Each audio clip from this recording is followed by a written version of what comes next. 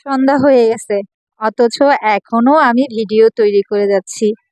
আমরা যারা content creator তারাও অনেক কষ্ট করি, অনেক অনেক।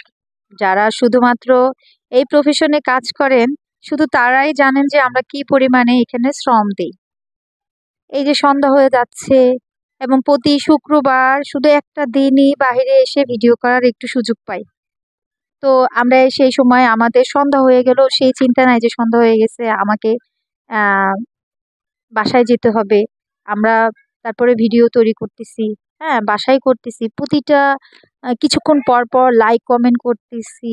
হ্যাঁ, কখনো কাজের ফাঁকে, কখনো রান্নার ফাঁকে, এই একটা রান্না করতেছি, গিয়ে দৌড়ে গিয়ে আবার লাইক কমেন্ট করতেছি বা ভিডিও পোস্ট দিচ্ছি।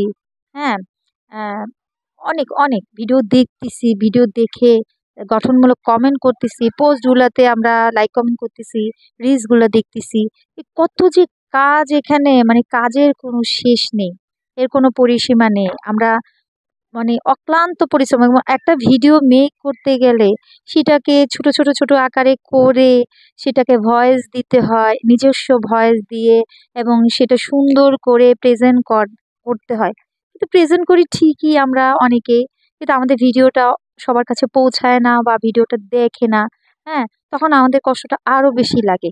ঠিক আছে, তো আমরা আসলে এটা কারোই দোষ না, এটা হচ্ছে গিয়ে প্রথম প্রথম যখন সবাই কাজ শুরু করে তখন ওই ভিডিওটা সবার কাছে যায় না। যখন অনেক বেশি নাম করে ফেলে, অনেক ভালো একটা পর্যায়ে চলে যায়, তখন ভিডিওটা ফর ইউতে যায় বা ওটা সবার কাছে আস্তে আস্তে যেতে থাকে।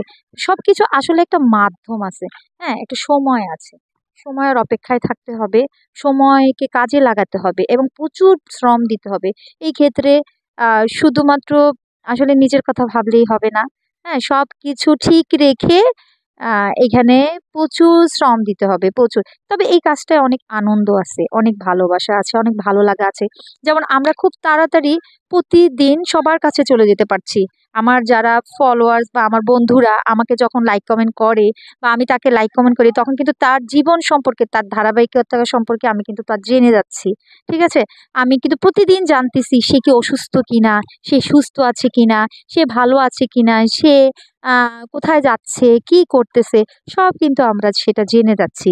এবং এবং সেটা জেনে আমরা সুন্দর সুন্দর কমেন্টস করতেছি, তাদেরকে শুভেচ্ছা জানাচ্ছি। ধরেন কেউ পরীক্ষায় পাশ করলো, সেটা আমরা জানতে পারতেছি। কেউ কোনো কিছুতে ভালো কিছু গেইন করলো, সে আমাকে শুভেচ্ছা, কারো বার্থডে হলে আমরা সেখানে তাকে শুভেচ্ছা জানাই যে হ্যাঁ হ্যাপি বার্থডে বা many many Returns of the day.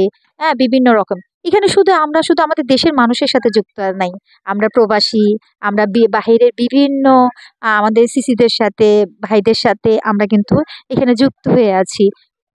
মানে একটা অন্যরকম বন্ধনে আমরা বাঁধনে জড়িয়ে থাকি। তো আমার ভিডিওটা আর লং করব না, আজকে এই পর্যন্ত। সবাই ভালো থাকবেন, আল্লাহ হাফিজ, আসসালামু আলাইকুম।